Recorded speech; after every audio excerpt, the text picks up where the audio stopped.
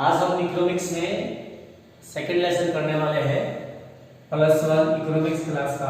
और second lesson है आंकड़ों का संकलन। तो आंकड़े हम सबको पता ही है, आंकड़े क्या है? संख्यात्मक तथ्य होते हैं जिनको एक दूसरे से संबंधित किया जा सकता है, जिनकी आपस में तुलना की जा सकती है ना। जो समूह में होते हैं उनको हम आंकड़े कहते हैं। फॉर एग्जाम्पल, आपके विद्यालय में कितने छात्र पढ़ते हैं, तो ये हमारे लिए आंकड़े हो गए। पूरे रेवाड़ी डिस्ट्रिक्ट में कितने स्टूडेंट्स हैं गवर्नमेंट और प्राइवेट स्कूल में +1 क्लास में छात्र और छात्राएं, तो ये भी एक बड़े स्तर के आंकड़े हैं। तो आंकड़े क्या है ये हमें पता है। संकलन का मतलब है आंकड़ों को कैसे इकट्ठा किया जाएगा। संकलन, आंकड़ों को इकट्ठा करना। तो आंकड़ों को इकट्ठे करने के से पहले हमें ये देखना पड़ेगा कि आंकड़े कितने प्रकार के होते हैं। तो आंकड़े बेटा प्राथमिक और द्वितीय 2 प्रकार के आंकड़े होते हैं। आज का हमारा सब टॉपिक यही है कि प्राथमिक और द्वितीय आंकड़े क्या होते हैं, इनका हमें अर्थ बताना है यहाँ पे, और साथ में प्राथमिक आंकड़ों, इन आंकड़ों को इकट्ठा करने की विधियां बतानी है। तो यहाँ पे मैं आपको प्राथमिक आंकड़े कौन से होते हैं? प्राथमिक आंकड़े वे आंकड़े होते हैं जिन्हें अनुसंधानकर्ता अपने उद्देश्य के लिए इकट्ठा करता है, यानी कि वो पहले से इकट्ठे नहीं होते। अनुसंधानकर्ता स्वयं अपने उद्देश्य के लिए इकट्ठे करता है, उन्हें हम प्राथमिक आंकड़े कहेंगे। और प्राथमिक आंकड़ों के संबंध में वेस्ले जो शास्त्रविद है, उन्होंने क्या कहा है? प्राथमिक आंकड़े वे आंकड़े होते हैं जो मौलिक होते हैं। अब मौलिक क्या है? मौलिक का मतलब बेटा ओरिजिनल, कोई चीज, यानी कि पहली दफा किसी विशेष उद्देश्य के लिए कोई बंदा स्वयं इकट्ठे करता है तो उसे हम मौलिक कहते हैं। और इस गुण को मौलिकता का गुण कहते हैं। मौलिकता का मतलब है, जैसे मान लो सपोज कीजिए आप क्षेत्र में घूम रहे हैं, सपोज कीजिए नाहड़ गांव के ही आंकड़े आपने इकट्ठे करने हैं, तो आप घर घर में जाके ये देखते हैं कि कौन आदमी गरीब है, कौन आदमी गरीब नहीं है। तो इस प्रकार के जो आंकड़े होंगे वो प्राथमिक आंकड़े होंगे। उसके बाद आपके आते हैं द्वितीय आंकड़े। तो द्वितीय आंकड़े कौन से होते हैं? द्वितीय आंकड़े समझने की दृष्टि से ये आंकड़े पहले से इकट्ठे किए होते हैं, यानी कि अनुसंधानकर्ता अपने किसी समस्या से संबंधित आंकड़े स्वयं या अपने लोगों से इकट्ठे ना करवा के पहले से जो किसी और उद्देश्य के लिए इकट्ठे किए हुए होते हैं, उनको हम द्वितीय आंकड़े कहते हैं। यानी कि अगर मुझे आंकड़े चाहिए नाहड़ गांव के कि कितने नाहड़ गांव के स्टूडेंट्स हैं गवर्नमेंट स्कूल में पढ़ते हैं, तो मैं प्रिंसिपल या बीओ ऑफिस से स्टूडेंट्स के डाटा ले सकता हूं, मेरे को घर घर जाने की आवश्यकता नहीं रहेगी। तो यहाँ पे द्वितीय आंकड़ों में भी बेसने की जो परिभाषा है आपकी बुक में दी हुई है, ये परिभाषा लिखनी है कि वेस्ले ने क्या कहा है द्वितीय आंकड़ों के पास, कि द्वितीय आंकड़े वे आंकड़े होते हैं जो पहले किसी और उद्देश्य के लिए इकट्ठे किए हुए होते हैं, तो वो आंकड़े द्वितीय आंकड़े कहलाएंगे। अब बात करते हैं जो मुख्य एक 4 नंबर में प्रश्न आ सकता है, वो आता है अंतर। किसमें? प्राथमिक और द्वितीय आंकड़ों में अंतर। इसके लिए अंतर मुख्यतः तीन बेस पे किए गए हैं। एक तो उद्देश्य के आधार पर है, एक आपका मौलिकता के आधार पर है, और तीसरा है आपका खर्च के आधार पर, यानी कि कितना खर्च लगता है। तो यहाँ पे हम ये कहें कि प्राथमिक और द्वितीय आंकड़ों में अंतर बताइए, तो हमने क्या बताना है? प्राथमिक आंकड़े का उद्देश्य बताना है, यानी प्राथमिक आंकड़े वे आंकड़े हैं जो अपने उद्देश्य के लिए इकट्ठे किए जाते हैं, यानी कि पहले से इकट्ठे नहीं होते। तो एक अंतर ये हो गया कि प्राथमिक आंकड़े उद्देश्य विशेष के लिए इकट्ठे किए जाते हैं, जबकि द्वितीय आंकड़े किसी और उद्देश्य के लिए पहले से इकट्ठे किए हुए होते हैं, हम तो केवल उनका प्रयोग करते हैं। एक अंतर। दूसरा अंतर हो गया मौलिकता। आपने सीधा बोलना है प्राथमिक आंकड़े मौलिक होते हैं, द्वितीय आंकड़े मौलिक नहीं होते, ये पहले से और इकट्ठे किए हुए होते हैं। तीसरा अंतर जो है वो आपका अंतर है खर्च, क्योंकि प्राथमिक आंकड़े अपने अनुसंधान के लिए स्वयं इकट्ठे करने पड़ते हैं, तो निश्चित सा है इसमें समय भी ज्यादा लगेगा, धन भी ज्यादा खर्च होगा और परिश्रम वो भी हमको ज्यादा करनी पड़ेगी। ये तीनों चीजें हमें ज्यादा करनी पड़ेगी।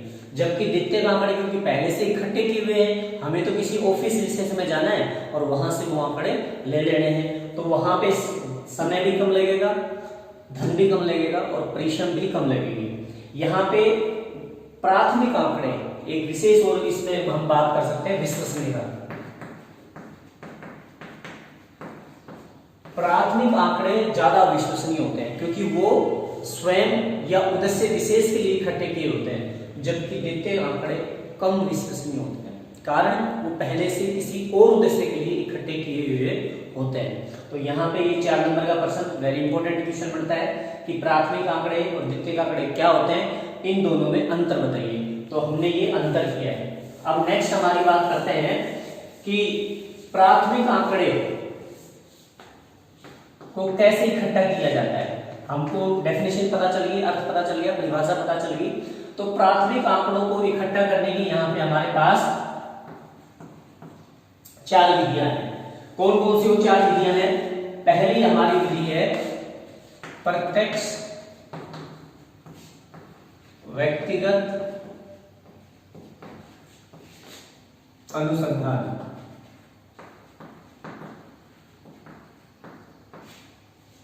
प्रत्यक्ष व्यक्तिगत अनुसंधान विधि। अब ये प्रत्यक्ष व्यक्तिगत अनुसंधान विधि क्या है? इसमें अनुसंधान करता स्वयं क्षेत्र में जाकर आंकड़े इकट्ठे करता है। सपोज कीजिए मुझे रेवाड़ी में ये पता करना है कि रेवाड़ी में सरकारी विद्यालय कितने हैं, तो मैं एक एक गांव में जाऊंगा, एक एक गांव में ये जानकारी लूंगा कि वहां पे सरकारी विद्यालय कितने हैं, प्राइमरी कितने हैं, मिडिल कितने हैं, हाई स्कूल कितने हैं, सीनियर सेकेंडरी कितने हैं। तो क्षेत्र में स्वयं मेरे को जाना हो रहा है, मैं आंकड़े इकट्ठा कर रहा हूं, तो इस प्रकार के जो आंकड़े हुए उसे प्रत्यक्ष व्यक्तिगत अनुसंधान विधि के द्वारा कहेंगे, यानी अनुसंधान कहेंगे। अब क्योंकि हम इसी विधि को ले लेते हैं कि प्रत्यक्ष व्यक्तिगत अनुसंधान विधि जो है उसमें आंकड़े, जो प्राथमिक आंकड़े हम इकट्ठे कर रहे हैं, तो उसकी उपयुक्तता क्या है? उपयुक्तता का मतलब है ये विधि कहां पे सुटेबल है। सबसे पहली बात है ये विधि जहां पर आंकड़ों की विश्वसनीयता बहुत जरूरी है। एक बात, जहां पर आंकड़ों की शुद्धता, एक ही बात होगी दोनों, विश्वसनीयता और शुद्धता, लेकिन फिर भी हम पॉइंट बना लेते हैं, शुद्धता की अधिक आवश्यकता है। जहां पर आंकड़ों को गुप्त रखना आवश्यक है, तो गुप्त रखने की ज्यादा आवश्यकता है वहां पर। जहां पर समस्या, विशेष कोई समस्या है, विशेष समस्या है, यानी कि जिसकी हम ज्यादा तुलना नहीं कर सकते, वहां पर ये विधि उपयुक्त रहेगी। तो यहाँ पे प्रत्यक्ष व्यक्तिगत अनुसंधान विधि का मतलब होगा जिसको आंकड़े चाहिए वो क्षेत्र में जाएगा, वहां अपने आप आंकड़े इकट्ठे करेगा। तो यहाँ उपयुक्तता होगी, ये विधि यहाँ स्टेबल है। अब बात करते हैं हम इसके मेरिट्स की, गुण। तो गुण इस विधि के क्या क्या हुए? तो इस विधि का सबसे पहला गुण ये है कि एक तो ये आंकड़े विश्वसनीय होते हैं, शुद्ध होते हैं। दूसरा, पक्षपात की संभावना नहीं होती। तीसरा, ये आंकड़े, इनसे जो परिणाम निकलते हैं वो शुद्ध परिणाम निकलेंगे, यानी कि एग्जैक्ट निकलेगा, क्योंकि अनुसंधानकर्ता स्वयं जाकर उसने समस्या को देखा है, आंकड़ों को देखा है। तो यहाँ पे ये 3 गुण हो गए। फिफ्थ है, इसमें लोचशीलता का गुण होता है, यानी कि हम जब अनुसंधान करता 5 प्रश्नों को लेकर जाएगा, 5 प्रश्न पूछेगा, तो वहां पे वो 10 प्रश्न भी पूछ सकता है, यानी कि इसमें लोचशीलता का गुण है। तीसरा, इसमें फिफ्थ जो पॉइंट बनता है लोचशीलता के बाद, कि जो प्राथमिक आंकड़े इकट्ठा करना, मतलब अनुसंधान, ये प्रत्यक्ष व्यक्तिगत अनुसंधान है, तो ये इसमें मतलब हम कहेंगे कि सच्चाई मिलती है। अनुसंधान करता स्वयं, जैसे बीपीएल का सर्वे है, अनुसंधान करता स्वयं अगर किसी घर में जाकर देखेगा तो वहां पे आंकड़े शुद्ध रूप से कलेक्ट हमारे पास होंगे। इसके साथ प्रत्यक्ष व्यक्तिगत अनुसंधान विधि के हमने 5 गुण बताने हैं, ऐसे ही हमने इसके अवगुण भी बताने हैं।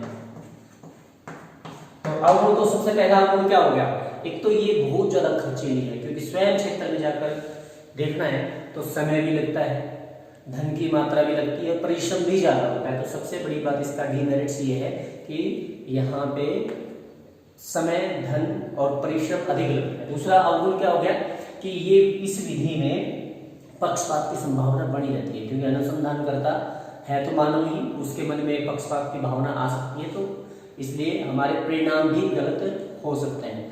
तीसरा, क्योंकि प्रत्यक्ष व्यक्तिगत अनुसंधान विधि है तो ये छोटे क्षेत्र के लिए उपयुक्त है, बड़े क्षेत्र के लिए उपयुक्त नहीं है, क्योंकि बड़े क्षेत्र में तो एक अनुसंधान करता कब तक घूमेगा, तो ये संभव नहीं है। ऐसे ही इसमें जो हमने कहा था, इसमें गुणों में बताया था दोषशीलता, वो यहाँ पे भी इतनी दोषशीलता पाई नहीं जाती, क्योंकि यहाँ जल्दी करने के चक्रों में बहुत से प्रश्न, बहुत सी बातें रहती हैं। तो यहाँ पे आज के लिए इतना ही है कि आंकड़ों का संकलन क्या है, प्राथमिक और द्वितीय आंकड़े क्या है, प्राथमिक और द्वितीय आंकड़ों की परिभाषा दीजिए, प्राथमिक और द्वितीय आंकड़ों में अंतर, और प्राथमिक आंकड़ों को इकट्ठा करने की विधियां बताइए। उसमें एक विधि हमने नोट डाउन करनी है कि प्रत्यक्ष व्यक्तिगत अनुसंधान विधि क्या है, इसके गुण और अवगुण बताइए। तो ये 3 क्वेश्चन यहाँ पे आज हो गए हैं। आज के लिए इतना ही, थैंक यू।